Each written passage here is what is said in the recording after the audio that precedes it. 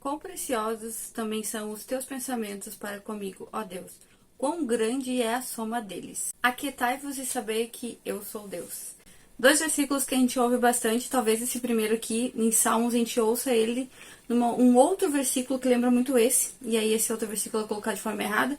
Mas hoje eu queria falar pra vocês sobre esse livro aqui, sobre a controvérsia desse livro aqui. Fica até o final. Tem um probleminha com esse livro que vocês vão entender melhor talvez no vlog, mas hoje eu já quero dar pra vocês a dica nessa resenha sobre esse livro de ansiedade aqui, onde vai trazer dois sermões do Spurgeon e do Edwards. Vamos lá? Olá pessoas, eu sou a Fê Castilho, sejam bem-vindos aqui a esse canal. Se você não é inscrito, por favor, se inscreva aqui no canal. Não esquece sempre de deixar sua curtida e, se possível, um comentário e encaminhar para aquela pessoa que precisa ouvir sobre isso. Esse aqui é um daqueles livros complicadinhos que deram uma embaçadinha na minha vida. Vocês vão ver no vlog ali que foi uma semana típica pra gente. Aqui no sul tá um pouco calor. Mas o meu maior problema com este livro aqui foi a questão do português, tá? E eu vou trazer pra vocês bem esse problema no final, mas eu quero enaltecer as partes boas deste livro.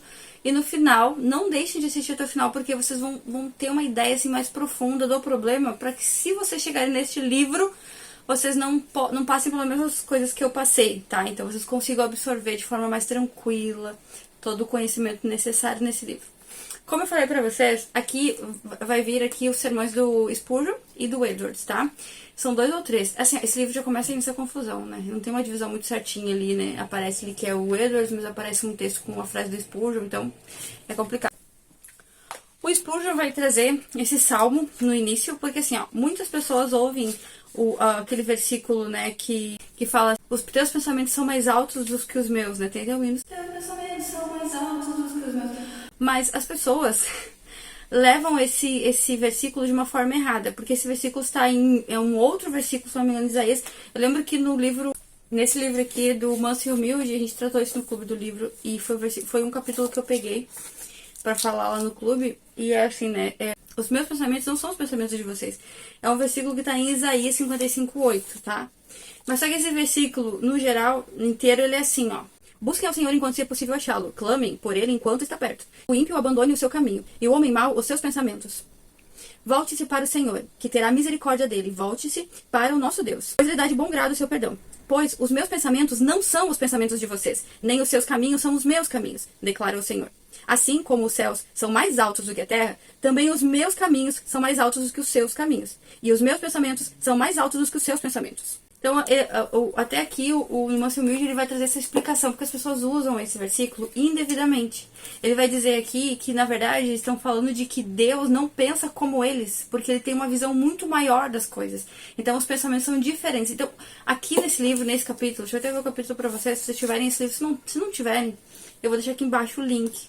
Comprem, sem dó nem piedade. Não importa o preço que tiver, se estiver fora da promoção, porque esse livro aqui, ó, além de lindo, muito bem feito, folha maravilhosa, ok? Ele é um livro sensacional. É de ler todo ano esse livro aqui. Capítulo 17, tá? Eles são capítulos bem pequenininhos, são vários, bem pequenininhos. É bom de ler todo dia um capítulo.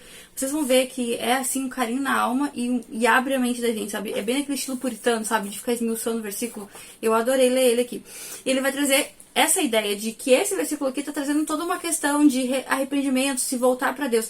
Falando que os pensamentos aqui do povo naquela época não eram os pensamentos que Deus tinha. Porque Deus pensa além e à frente, ele consegue ver o todo. E o povo está limitado naquilo ali, né? No que está acontecendo naquele momento. Então ele diz, ó, me busquem, clamem, né? Enquanto eu estou perto de vocês. E aí, na sequência, ele vai dizendo o que eles têm que fazer, deixar os maus caminhos, aquela coisa, arrepender. Porque os meus pensamentos não são os de vocês. Né? Eu enxergo além, eu sei muito mais, eu estou à frente, eu vejo o todo. Vocês estão vendo só esse pedacinho agora, né? De repente vocês acham que vão ser destruídos e tal. E as pessoas usam muito esse versículo para dizer assim: olha, os pensamentos de Deus são maiores do que os seus pensamentos. Para dizer que, olha, você está pensando em coisas ruins agora, mas Deus tem coisas muito melhores para ti. Você pensa pequeno, Deus tem coisas muito maiores para ti, né? Se usa muito, muito, muito, muito isso. E aí, nesse livro aqui, o Spurgeon vai trazer um outro versículo, que talvez, nesse versículo aqui, seja mais fácil da pessoa utilizar um versículo de forma diferente, né? A gente sempre tem que usar o versículo no contexto que ele foi feito, tá? Entender como que ele foi usado e o porquê daquela forma, naquele momento, vai fazer com que a gente consiga trazer ele para nossa realidade, né? Os conceitos, as ideias, porque muitas coisas a gente não sabe definidinha, a gente tem que ver como Deus tratava, como que ele se comportava, qual era o modus operandi dele, e aí sim a gente vai poder aplicar isso na nossa vida. É justamente o que Spurgeon vai fazer aqui, ele vai trazer um outro versículo, que é: quão preciosos também são os teus pensamentos para comigo, ó Deus, quão grande é a soma deles. Que está em Salmo 139, 17. Esse sim seria um pensamento mais próximo de uma questão de alívio, de cuidado. Aquele também, mas aquele ali é mais um alerta para o povo, né? Aqui não, aqui o salmista está falando: olha que precioso que é ter um Deus tão grandioso quanto esse aqui, né? Olha que precioso ter um Deus grandioso, o Criador do Universo, pensando dessa forma a meu respeito. Então, aqui o salmista vai trazer essa ideia. E o Spurgeon vai trabalhar toda essa questão da ansiedade baseada na ideia do medo, né? Do quanto medo a gente sente. Porque a ansiedade, ela é algo bom, né? Ela foi criada para estar dentro de nós ali num momento para salvar a gente de alguma situação. Então, a gente fica ansioso para reagir, né? A gente tem um pouco de medo daquela ansiedade, tem aquele receio das coisas para poder agir, se mover, sair do lugar. O problema é que muitas vezes essa ansiedade ela vai tomando conta da gente, ela vai tomando um lugar muito maior do que ela deveria. E isso sim é o problema, né? Quando ela toma uma proporção muito grande, e aí a gente acaba tendo um transtorno psicológico. Isso acontece também muito por conta do excesso de informações que a gente tem hoje em dia. Tem outros livros que tratam disso. Eu vou deixar aqui embaixo até um livro que o pessoal da igreja indicou sobre essa enxurrada de informação, que dá até essa ideia de que hoje o mundo é muito pior, né? Mas se a gente observar bem, na verdade, a gente tem muito mais informação do que é ruim. Então, o que acontece? Quando chega uma informação de algo ruim ou de algum problema, a nossa cabeça quer resolver aquele problema, né? Então, vou dar um exemplo bem simples. Olha, eu acho que o rumo que o país está tomando é um rumo que pode dificultar muito a nossa vida se a gente comparar a outras políticas iguais a essa em outros países. Aquilo angustia a gente, porque nosso modo de vida pode piorar a longo prazo, mas pode piorar, as coisas começam a ficar difíceis, então tu fica ansioso. Tu pode resolver aquilo? Não. Nesse momento, a curto prazo, não. Tu pode continuar fazendo a tua parte. É aquilo que o Peterson, né, fala, Peterson, nas 12 regras, né? Cara, começa fazendo a tua parte só. Tu quer resolver o mundo todo, até também no liturgia ordinária é assim, né? Eu nem arrumei a minha cama ainda e eu tô querendo resolver 50 problemas. Então, primeiro começa fazendo só as tuas coisas. Se tu der conta das tuas coisas, se for um bom cidadão e conseguir influenciar outras pessoas no teu convívio a serem pessoas melhores, principalmente pelo teu comportamento, já tá bom, já tá feito. Se a maior parte fizesse isso, as coisas andariam. O problema é que a gente fica se angustiando por coisas que a gente não vai conseguir resolver sozinhos e nem agora, né? A gente quer as coisas aqui. É a geração do miojo com ovo, né? Que é tudo que demorou mais 5 minutos pra fazer, a gente não quer. E as coisas precisam de tempo para serem resolvidas. O Spurgeon vai dizer exatamente isso. Vocês vão se identificar assim, ó. Ele vai trazer aqui exemplos pontuais de medo para cristãos e não cristãos. Isso que é legal, porque como é um sermão, o Spurgeon tá pregando numa igreja, né, eles escreviam sermões e pregavam várias igrejas iguais. Hoje em dia o pessoal acha ruim isso, né? Mas antigamente se fazia bastante isso, até se faz hoje, né? Mas na Assembleia de onde eu vim, a gente não tem esse costume, né? Cada lugar que tu vai é uma pregação diferente, mas eles tinham essa sistemática, né? Pelo menos foi o que eu observei, de pregar, às vezes o mesmo tema em vários lugares, que é como algo que Deus quisesse levar para muitos lugares. E por quê? Porque as pessoas não tinham esse meio de comunicação que nós temos hoje, né? Então era uma ideia que era aplicada em várias igrejas e todos recebiam aquelas informações. Isso era bem legal, é legal, né? E cada vez que esse pregador vai pregando isso vai ficando cada vez melhor. Então o Spurgeon vai trazer aqui essa pregação para pessoas também não cristãs. Então ele vai citar algumas vezes, né? Ah, você que é não cristão, aquela coisa toda, né? Ali, em algum momento. Mas ele vai trazer bem a ideia de muitos medos que os cristãos têm. Ele vai trazer essa ideia de que a boa parte do nosso medo, da nossa ansiedade excessiva, esse medo, essa que faz a gente sofrer, não conseguir, às vezes, paralisar ou então não conseguir sair do lugar, é o motivo pelo qual a gente não consegue pensar corretamente sobre Deus, né? A gente não consegue colocar Deus no seu lugar, que ele tem direito de estar, né? Então a gente tem pensamentos de Deus de várias formas errôneas, como por exemplo, tá? Ah, que Deus não me ama, ou por que Deus me amaria, ou dessa forma como eu sou, Deus não me ama, então ele vai trazendo vários medos, né? Ou porque acho que eu deveria fazer mais e não consigo fazer, então Deus não pode me amar. Ou então, por que Deus me amaria, né? Uma pessoa como eu, por que ele pararia agora e pensaria diretamente em mim? Ou então a gente pensa assim, olha, se Deus me amasse, eu não estaria passando por essa situação, por que que eu passo por isso? É porque Deus não me ama? A gente tem pensamentos ruins sobre Deus. Mas eu achei muito interessante uma coisa que o Spurgeon diz aqui. O sofrimento é uma das formas que Deus prepara os seus príncipes aqui na Terra, tá? Ah, isso parece muito papo de coach, mas foi assim que o Spurgeon colocou. Então ele vai trazer a história de Jacó e de José também. Ele vai dar esses exemplos de Abraão, José, Jacó. E vai mostrar assim, olha, pessoas, príncipes de Deus, forjados na luta mesmo, né? Por quê? Porque eles tinham promessas de Deus. E a promessa para Jacó, tá? Jacó vai lá e rouba a sua bênção, né? Ele trama para roubar a sua bênção. Quando o anjo vem, ele podia muito bem pensar assim, ó, tá, mas agora a bênção já é minha, né? Ela já é minha. Não, ele luta por aquela bênção. Então, assim, ele passa um tempo esperando aquilo, ele tem uma promessa, ele é enganado, ele sabe? E assim, ó, a gente hoje em dia, no nosso mundo, a gente pensa assim, pô, já acabou, já quantos anos já se passaram? Isso não vai se cumprir. Talvez Deus não me ame tanto assim, talvez essas promessas não eram essas, ou quando a gente começa a duvidar de que Deus realmente prometeu, ou que ele realmente nos ama, ou que a gente perdeu essa bênção, né? Então José é pior ainda, né? José, ele é traído de dentro pra fora, né? De dentro da sua família, e aí ele é jogado. E assim, ó, quando ele vai pra cadeia, eu imagino que se fosse um de nós hoje, o que a gente ia imaginar que ia acontecer? Deus estava forjando um príncipe. Ele fala aqui príncipe porque, assim, são pessoas que foram, assim, certeiros de Deus. Mas, gente, quantos anos? Foi mais de 10 anos pra José chegar nesse ponto. Desde o dia que ele sonhou, teve 2 sonhos e deu. Sabe? Então, assim, o Spurgeon quer dizer que a gente hoje em dia não precisa passar por todas essas coisas, mas muitas vezes nós vamos passar por dificuldades. E ele fala assim, ó, fiquem firmes. Ele sempre fica falando isso, assim, tem até um dos capítulos aqui que eles separaram, que fala assim, ó, tem de bom ânimo. Porque muitos temeram, muitos tiveram medo, mas a atitude que a gente tem diante do nosso medo é que vai forjar a nossa mente, o nosso caráter. E, assim, ambos aqui, tanto o Spurgeon como o Edwards, eles vão trazer pra gente que a gente tem uma ideia errada de Deus, tá? No final aqui, depois que eu falar do Edwards, eu vou dizer pra vocês uma das temáticas que eles trazem aqui de como, das formas que eles trazem aqui de como a gente pode entender todos esses sofrimentos, essas dores, e de como isso, às vezes, na verdade, não é uma demonstração de falta de afeto de Deus, mas bem pelo contrário, tá? Espere um pouquinho até o final que eu vou mostrar aqui pra vocês, e é simples e é óbvio, sabe? Mas a gente não para pra pensar. Então, o foco daqui do Spurgeon é dizer que nosso pensamento errado sobre Deus é que nos leva muitas vezes a manter o medo, né, em nós.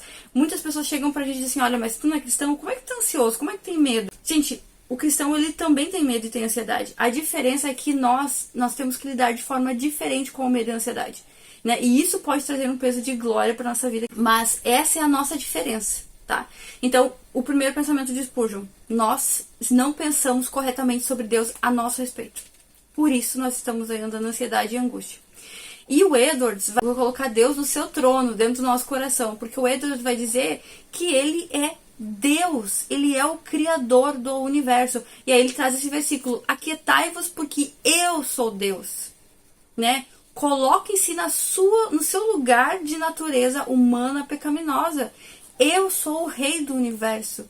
Como que vocês têm pensamentos fora, né, pensamentos de que eu poderia não conseguir dar algo a vocês, né? Ou então porque eu pensaria coisas ruins de vocês, ou porque eu castigaria por sem motivo vocês, se eu entreguei o meu filho. Então, assim, o Edwards quer colocar a gente na nossa mente um entendimento correto de quem Deus é. Então, vamos pensar assim, pra mim, acho que a questão do Edwards devia vir primeiro aqui no livro, tá? Pode ser que o livro pega mais a gente pela pregação do Spurgeon, tem menos erros, né? Por isso que eu vou falar sobre isso pra vocês. Mas também porque a pregação do Spurgeon, ela traz muitas coisas que fazem a gente se identificar, né? Os tipos de medo, as angústias que a gente passa, a gente se identifica bastante. Quando a gente lê, assim, dá até um negocinho no coração. E o Edwards, ele vai chegar e vai dizer, olha, vocês estão duvidando simplesmente do rei do universo.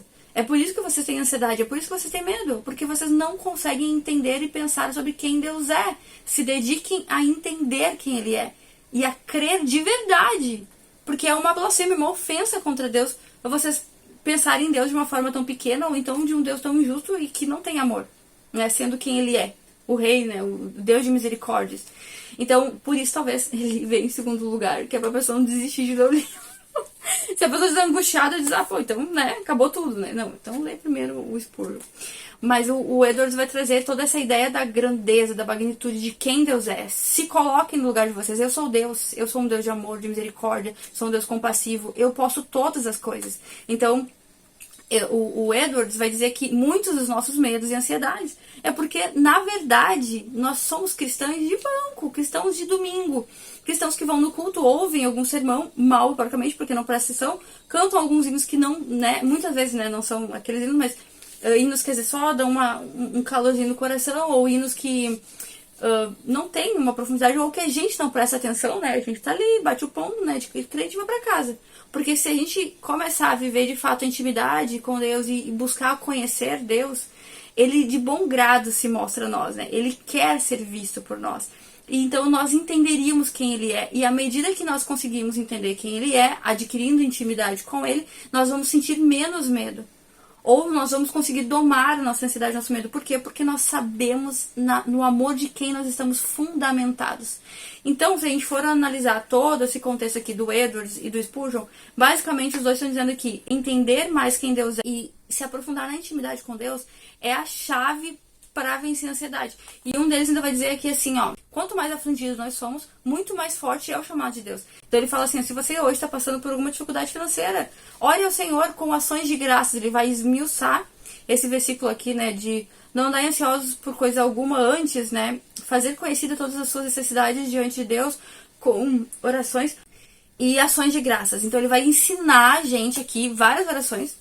Eu até coloquei ali umas pequenas orações, formas de orar, e uma delas é essa, de dizer a Deus claramente os nossos problemas, assim, ele coloca um exemplo assim, ó, Senhor, eu estou com essa dificuldade financeira, eu glorifico o teu nome, porque, né, tu és bom, tu és Deus fiel, e mesmo diante dessas dificuldades, eu ainda tenho acesso a ti, eu sei que tu me amas, eu sei que tu tem um propósito. Então hoje, Pai, glorifica o teu nome na minha vida, faz com que eu passe por isso, faz com que eu tenha mais intimidade contigo, faz com que eu te ame, com que eu tenha satisfação além das minhas circunstâncias, e glorifica o teu nome na minha vida financeira, que o teu nome seja exaltado, que não seja para minha desgraça, para minha perdição, mas que seja para tua glória, que eu venha sair dessa situação.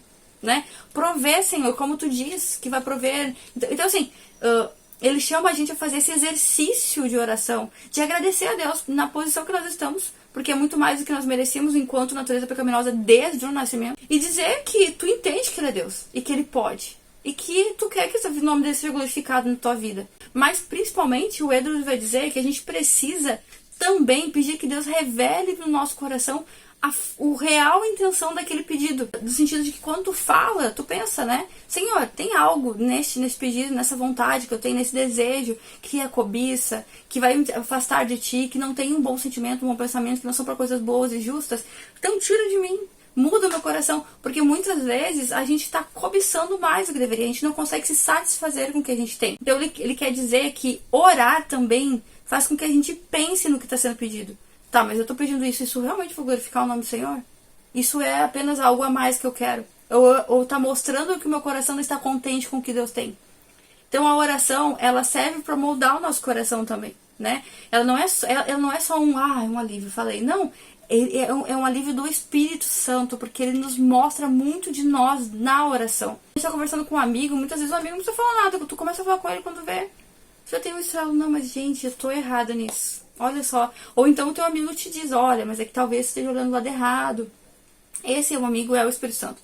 Então ele vai convidar a gente a fazer essa oração, a entregar a Deus tudo isso, né? Eles Spurgeon aqui vão trazer praticamente esses dois entendimentos de que a profundidade, a intimidade, o conhecimento de Deus, né, são acessíveis a toda a questão, independente de você ter um pastor que é muito estudado, não, ele está aí disponível e o Espírito Santo é quem vai trazer a esse entendimento. É simplesmente se dedicar a Deus, a ter intimidade com Deus, né? E quanto mais aflições, mais oportunidades de se aprofundar com Deus. Eu lembro que eu vi uma vez uma cantora famosa, esqueci o nome dela, ela cantava Quieta minha alma, faz meu coração ouvir. Cantava isso em um grupo que ela participava, ela saiu, e ela falou no podcast, disse assim, olha, é difícil ser amigo de Deus, porque muitas vezes, gente, acaba que o sofrimento, ele trabalha tanto no nosso coração, e molda tanto o nosso coração que quando a gente está nesse lugar, a gente tá mais dedicado. A gente tende a enxergar menos e a ouvir menos todos os ruídos do mundo. Lembra do livro Redimindo Seu Tempo? Que ele fala esse monte de ruídos. Até o C.S. Lewis traz no livro Cartas de um Diabo Seu Aprendiz, que o diabo fala ali, né, naquele livro, olha, que ele ama o ruído externo, ele ama toda aquela confusão, ele detesta o silêncio, a solitude e a boa música, aquela que te leva à reflexão, sabe? Por quê? Porque a gente pensar sobre o que a gente está sentindo é importante para que a gente possa entender as coisas. E saber quem Deus é um passo importante da intimidade com Deus. Como é que a gente sabe que pode confiar no nosso pai, nosso irmão, nosso amigo, nos nossos, né?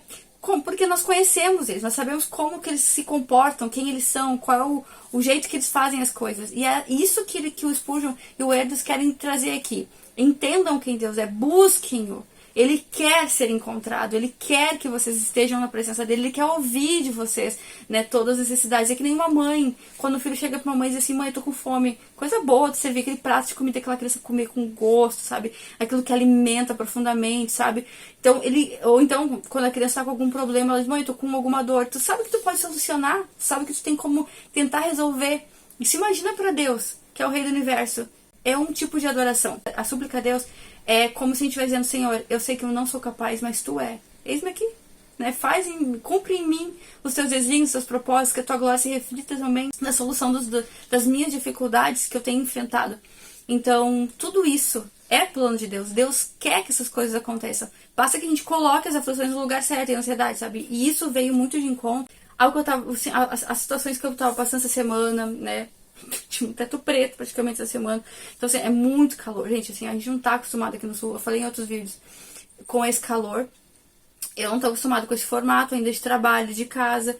Aqui, imagina, beirar os 40 graus no Rio Grande do Sul, gente, já é assim. Então, assim, veio tanto de encontro com as ansiedades, com os problemas que a gente tá enfrentando depois da enchente, o acidente de carro aí, toda a carga que a gente tá tendo de dificuldades nesse momento. Começam a sufocar o coração da gente, sabe? E eu tava assim, tendo já um teto preto já. A gente não vai. E aí esse livro deu uma acalmada. O que me embaçou mais a vida, vamos dizer, foi que esse livro ele tem erros grotescos de concordância. E assim, ó, eu sou uma pessoa que sou péssima de português, tenho um nível de dislexia. Então, ou seja, eu posso até saber coisas óbvias como F e V, mas muitas vezes eu não consigo na hora de escrever. Tá entendendo o tamanho? S, acento, C, cedilha. Gente, é um troço assim, não. Juntou. É absurdo. Eu comecei a ler também por conta disso, né? Então imagina, o volume de leitura que eu tenho, eu ainda não tenho uma boa escrita nesse sentido. Mas a concordância é algo. Gente, a pessoa que fala português nativo, ela sabe a concordância. Então, tu sabe que uma palavra não tá indo muito bem com a outra. Quando a gente pega textos do Edwards, muitas vezes, dos poucos que eu já peguei, eu sinto que mesmo na tradução, o Edwards devia ter um jeito muito entruncado de falar, assim, entendeu? Eu acho que essa é a palavra, não sei.